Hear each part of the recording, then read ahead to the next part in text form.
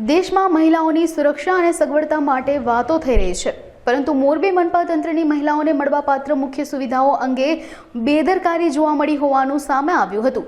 જેમાં મોરબીના મુખ્ય ચોકમાં આવેલ મહિલા શૌચાલયની હાલત ખૂબ જ ખરાબ હોવાના મહિલાઓ દ્વારા આક્ષેપો કરાયા હતા। તેમજ લેડીઝ શૌચાલયમાં અસહ્ય ગંદકી, લાઇટની અસુવિધા સહિતની તકલીફોને પગલે આ શૌચાલય બિનઉપયોગી બની ગયું હોવાના આક્ષેપો કરાયા હતા। ત્યારે આ શૌચાલય મોટું અને સારી સુવિધા સાથે બનાવવામાં આવે તેવી લોકો દ્વારા માંગ કરાઈ હતી। શિલ્પાબેન મારું નામ છે। આ મોરબીમાં શાક માર્કેટ પાસે શૌચાલય છે, પણ આ શૌચાલયમાં કોઈ જાતની વ્યવસ્થા નથી, પાણીની નથી, લાઇટની નથી, કોઈ જાતની નથી અને ગંદકી બહુ જ છે અહીંયા અને અમારે જવામાં મુશ્કેલી પડે છે। અહીંયા ઘણી બૈરાઓ આવે છે, ધંધો કરવા માટે આવે છે, શાક માર્કેટમાં ખરીદી માટે આવે છે, પણ બહુ તકલીફ પડે છે જવા માટે।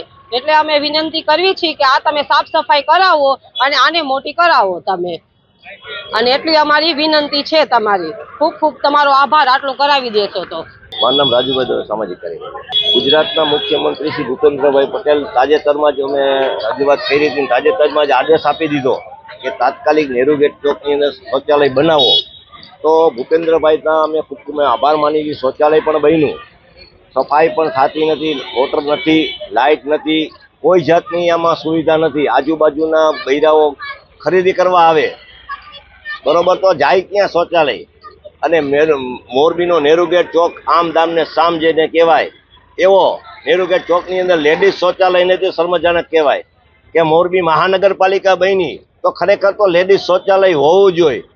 તો અમે કમિશનરશ્રીને રજૂઆત કરેલ છે ને આ કોઈ જાતનું તંત્ર ધ્યાન દેતું નથી। અમે તાત્કાલિક એમ કહીએ છીએ કે તાત્કાલિક શૌચાલય સાફ કરાવો અને લેડીઝોને જ્યાં ત્યાં જવું ન પડે એવી અમારી નમ્ર વિનંતી સામાજિક કાર્યકરોને। રાહી મોરબીમાં નગરપાલિકા હતી ત્યાં સુધી ઠીક છે, હવે મહાનગરપાલિકા બની છતાં પણ સ્વચ્છતા માટેનું કાંઈ ધ્યાન નથી।